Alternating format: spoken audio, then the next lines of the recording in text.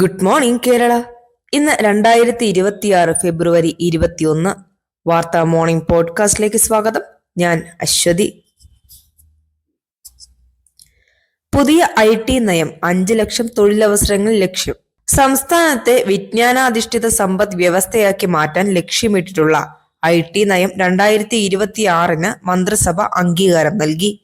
Kerala AI mission ഉൾപ്പെടെ 4 പ്രധാന മിഷനുകൾ നയത്തിന്റെ ഭാഗമായി രൂപീകരിക്കും. അടുത്ത ഘട്ടത്തിൽ IT മേഖലയിൽ 5 ലക്ഷം പുതിയ തൊഴിലവസരങ്ങൾ സൃഷ്ടിക്കുകയാണ് ലക്ഷ്യം. സ്റ്റാർട്ടപ്പുകൾക്കും ഹൈടെക് കയറ്റുമതിക്കും പ്രത്യേക ഊന്നൽ നൽകും. ഇൻവെസ്റ്റ് കേരള ഉച്ചകോടി 54,908 കോടിയുടെ പദ്ധതികൾ യാഥാർത്ഥ്യത്തിലേക്ക്. ഇൻവെസ്റ്റ് കേരള ഗ്ലോബൽ സമ്മിറ്റ് 2025 ലഭിച്ച താൽപര്യപത്രങ്ങളിൽ 54,908.22 കോടി രൂപയുടെ പദ്ധതികൾ നടപ്പിലാക്കൽ ഘട്ടത്തിലേക്ക് കടന്നു.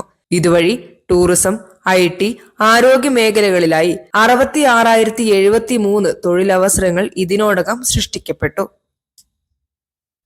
കേരള സ്റ്റോറി 2-വിനെതിരെ CPI പ്രമേയം.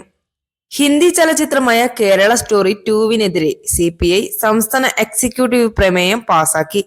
വർഗീയ സംഘർഷം സൃഷ്ടിക്കാൻ ലക്ഷ്യമിട്ടിട്ടുള്ള സിനിമയുടെ സെൻസർ സർട്ടിഫിക്കറ്റ് റദ്ദാക്കണമെന്നും അണിയറ പ്രവർത്തകർക്കെതിരെ നിയമ നടപടി സ്വീകരിക്കണമെന്നും CPI ആവശ്യപ്പെട്ടു. സംസ്ഥാനത്ത് DA വർദ്ധിപ്പിച്ചു. സർക്കാർ ജീവനക്കാരുടെയും പെൻഷൻകാരുടെയും ക്ഷാമബത്ത 25% നിന്ന് 35% സർക്കാർ വർദ്ധിപ്പിച്ചു. 2026 മാർച്ച് മുതൽ ഇതിന് പ്രാബല്യമുണ്ടാകും. എയ്ഡഡ് വിദ്യാഭ്യാസ സ്ഥാപനങ്ങൾ, തദ്ദേശ സ്വയംഭരണ സ്ഥാപനങ്ങൾ എന്നിവിടങ്ങളിലെ ജീവനക്കാർക്കും ഇതിന്റെ ഗുണം ലഭിക്കും. ആരോഗ്യരംഗം വെന്റിലേറ്ററിൽ VD സതീശൻ. സംസ്ഥാനത്തെ ആരോഗ്യ മേഖല കടുത്ത പ്രതിസന്ധിയിലാണെന്ന് പ്രതിപക്ഷ നേതാവ് VD സതീശൻ. സാമ്പത്തിക മാനേജ്മെന്റിലെ പാളിച്ചയും അനാസ്ഥയും കാരണം ആരോഗ്യരംഗം വെന്റിലേറ്ററിലാണെന്നും മെഡിക്കൽ കോളേജ് ഡോക്ടർമാരുടെ സമരം സർക്കാർ പരിഹരിക്കണമെന്നും അദ്ദേഹം ആവശ്യപ്പെട്ടു. കാലാവസ്ഥാ മുന്നറിയിപ്പ്. 7 ജില്ലകളിൽ മഴ. സംസ്ഥാനത്ത് വരും മണിക്കൂറുകളിൽ ശക്തമായ മഴയ്ക്ക് സാധ്യതയുണ്ടെന്ന് കേന്ദ്ര കാലാവസ്ഥാ വകുപ്പ് അറിയിച്ചു.